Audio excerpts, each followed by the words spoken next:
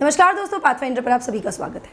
दोस्तों आज हम बात करने वाले हैं गूगल, जो कि टॉप सर्च इंजन है इस समय। कोई भी आपने बहुत रैंडम भी सुना होगा ना, if you have to find something, if you have to search a meaning of something, या किसी चीज़ के बारे में आपको नहीं पता है तो what do we say? We generally say Google कर लो, यही बोलते हैं ना। We don't say search it online, we say Google कर लो, गूगल इट, यही right. Now this being at this top position where it has become synonymous to searching anything online, for this Google pays billions annually.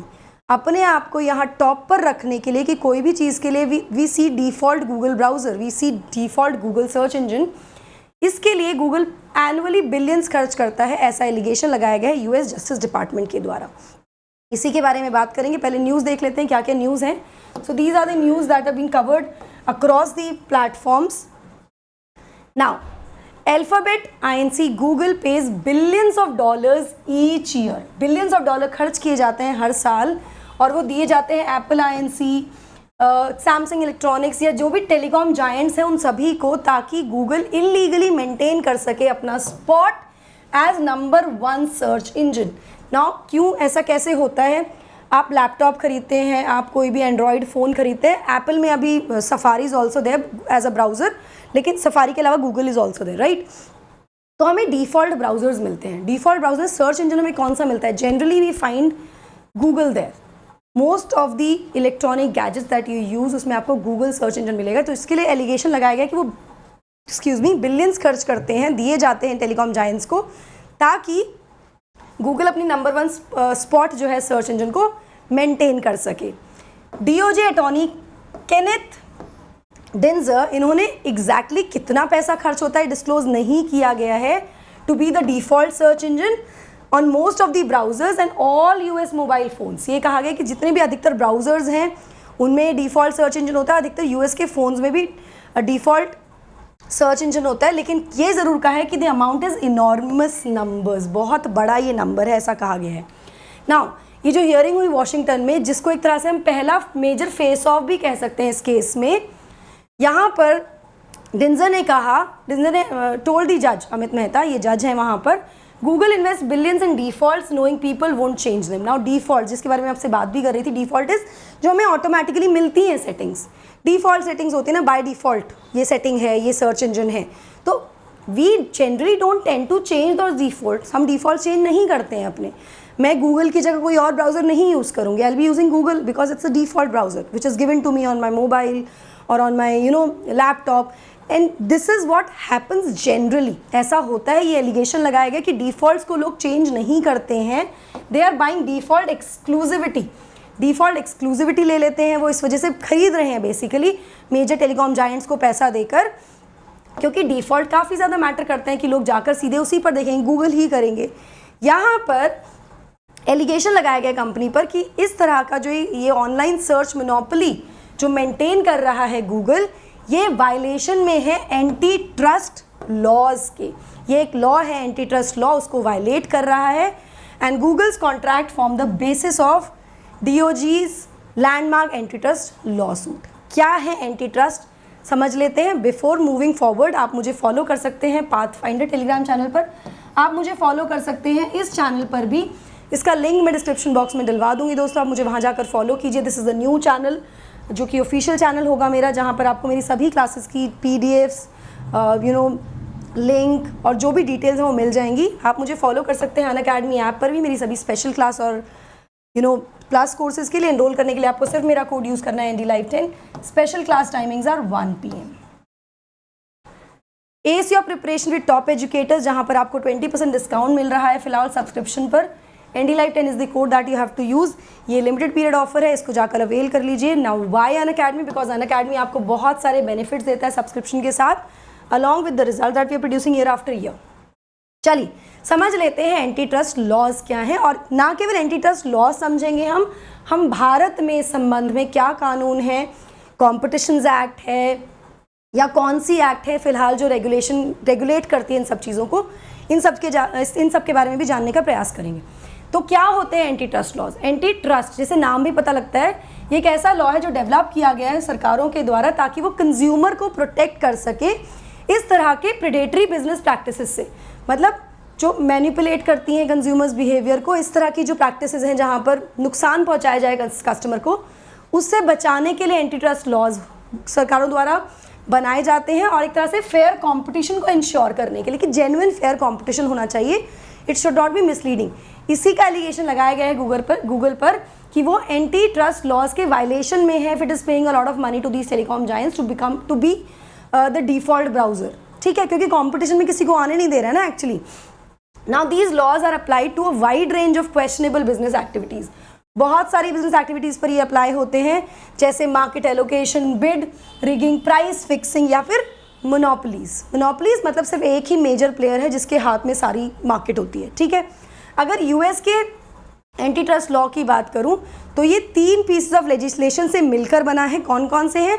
The Sherman antitrust Act of 1890, the Federal Trade Commission Act and the Clayton antitrust Act. इन तीनों को मिलाकर ये antitrust law जो core US antitrust law है वहाँ से मिलकर बना है। चलिए ना, क्यों ऐसा सूट लाया गया है, क्यों इस तरह की बात चल रही है? तो गूगल का एंटी ट्रस्ट सूट जो है ये फाइल किया गया था ट्रम्प एडमिनिस्ट्रेशन में ही, ठीक है, जब पहली बार फेडरल गवर्नमेंट ने ऐसा एफर्ट लिया था कि to rein in the power of tech giants, इनको कंट्रोल किया जाए, देखा जाए कि कहाँ तक इनकी रीच है, विच कंटिन्यूज अंडर प्रेसिडेंट जो बाइडन ऑल्सो, ये बाइडन के कार्यकाल में भी कंटिन्यू हो रहा है और पहला फेस ऑफ देखा गया है इसमें। यहाँ मैं आपको बता दूँ अभी तक इसका ट्रायल शुरू नहीं हुआ है, trial will be somewhere next year probably, लेकिन ये पहला फेस ऑफ हो गया है जहाँ पर जो यूएस जस्टिस डिपार्टमेंट है एंड गूगल है, they have come out and you know said there जो भी उनको बोलना था, ठीक है, अकॉर्डिंगली। नाउ इस संबंध में व्हाइट हाउस ने थर्सडे को एक राउंड टेबल को होस्ट किया विद द एक्सपर्ट्स, ये एक्सप्लोर करने के लिए कि इस तरह के जो टेक प्लेटफॉर्म्स हैं ये जो क्या नुकसान पहुंचा रहे हैं ऑन द इकोनॉमी और ऑन चिल्ड्रंस हेल्थ, इन 2 चीज़ों पर बेसिकली फोकस किया गया। तो यहाँ पर हम कह सकते हैं कि रीज़न भी यही रखा जा सकता है for the anti trust suit है, ठीक है। रिस्पॉन्स, अब गूगल ने क्या रिस्पॉन्स दिया? गूगल के अटॉर्नी के द्वारा कंपनी ने कहा कि भाई हमारा कंपटीशन बहुत ज़्यादा है मेटा प्लेटफॉर्म से, जो फेसबुक वाले प्लेटफॉर्म हैं, अमेजन या टिकटॉक, माइक्रोसॉफ्ट को छोड़ भी दें अगर हम, तो इन सब से हमारा कंपटीशन बहुत ज़्यादा है देन माइक्रोसॉफ्ट। एंड इसके साथ साथ उन्होंने एक और डिफेंस में कहा कि देखिए आपको ना, अगर आपको अमेजन पे शॉप करना है तो you don't have to go to the Google, आप गूगल पर जाकर अमेजन पे शॉप नहीं करते, या फिर अगर आपको टिकट्स बाय करने हैं एक्सपीडिया से तो भी आप गूगल पर नहीं जाते, आप डायरेक्टली उन ऐप्स पर जाते हैं। तो आप ये एलिगेशन नहीं लगा सकते हैं कि we have become the default search engine browser या सर्च इंजन, या हम नंबर 1 पे हैं और अगर आपको कुछ भी करना है तो थ्रू गूगल ही होगा, ठीक है। ये उनके द्वारा डिफेंस में कहा गया। साथ में उन्होंने कहा the fact that Google doesn't face the same competition on every query doesn't mean company doesn't face tough competition. यहाँ पर उनका कहना है कि ठीक है, ये सही बात है कि गूगल एक बड़ा नाम है और वो हर चीज़ में, हर क्वेरी में कॉम्पिटिशन नहीं फेस करता, बट इसका मतलब ये बिल्कुल भी नहीं कि Google does not have a competition, Google has a monopoly, जो एलिगेशन लगाया जा रहा है, ठीक है। चलिए, ये तो हुआ गूगल का सूट। अब देखते हैं इसमें आगे क्या होगा। भारत में एंटी ट्रस्ट और कंपटीशन को लेकर कैसे लॉज हैं, कैसे कानून है, इसकी बात करते हैं। तो बिफोर 1991, जब तक हमारी इकोनॉमी लिबरलाइज नहीं हुई थी, हमारे यहाँ जो लॉज थे they were governed by monopolies and restrictive trade practices act 1969, जिसको हम MRTP एक्ट के नाम से भी जानते हैं, जिसका उद्देश्य था कि किसी भी तरह की मोनोपोली को प्रिवेंट किया जा सके। मतलब किसी एक के हाथ में पूरी अथॉरिटी, पूरी पावर नहीं होनी चाहिए, मार्केट लीडर नहीं, कोई एक बंदा नहीं होना चाहिए, एक कैपिटलिस्ट कंपनी नहीं होनी चाहिए, and ensure equal distribution of resources to all industries, which is what our DPSP also says. इसके लिए 1969 में इसको लाया गया, ठीक है।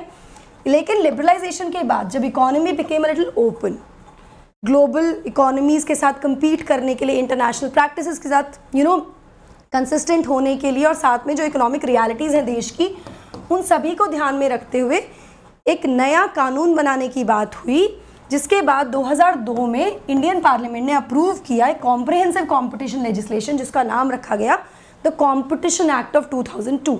तो MRTP 1969 कब तक रहा? 2002 तक। 1991 के बाद it was like kind of decided कि भाई अब एक ऐसा लेजिस्लेशन चाहिए जो मोनोपोलिस्टिक या रिस्ट्रिक्टिव एक्ट ना हो, बल्कि कॉम्पिटिटिव हो, कंपटीशन पे फोकस करे, क्योंकि economy kind of open after liberalisation, LPG reforms के बाद, ठीक है।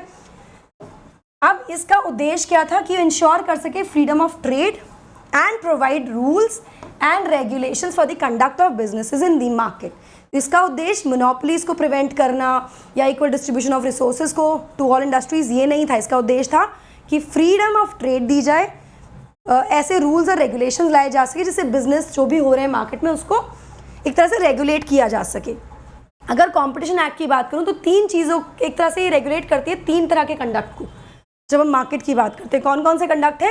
Anti competitive agreements, abuse of dominant position, कोई लीडरशिप पोजीशन पे उसका अब्यूज़ तो नहीं हो रहा है, एंड कॉम्बिनेशंस मतलब मर्जर्स हैं, एक्विजिशंस हैं, अमलगमेशंस हैं, इन सब की बात करता है। यहाँ पर मैं आपको बता दूँ अलग अलग समय में इसमें ना अमेंडमेंट्स भी हुए हैं। तो कंपटीशन एक्ट को अमेंड किया गया 2007 में, जो फोर्स में आई 2009 में। इससे क्या किया गया, गवर्नमेंट ऑफ इंडिया ने नोटिफाई किया प्रोविजंस जो कि रिलेटेड थे anti competitive agreements and abuse of dominant position of the competition act. ये 2 पॉइंट्स हैं। ये कब से इफेक्टिव हुए? 2009 से एक्ट आ गई, रेगुलेशन 2009 से शुरू हुआ इसको लेकर। एंड तीसरा point which is this combination merger acquisition, इसको फाइनली एक तरह से प्रोविजंस आने में, कंट्रोल प्रोविजंस आने में अगले 3 साल और लगे, जब दोबारा से अमेंड की गई कॉम्पिटिशन एक्ट, ताकि इसको भी फोर्स में लाया जा सके फ्रॉम जून 2011। सो फिलहाल this is what India has in terms of anti trust and competition.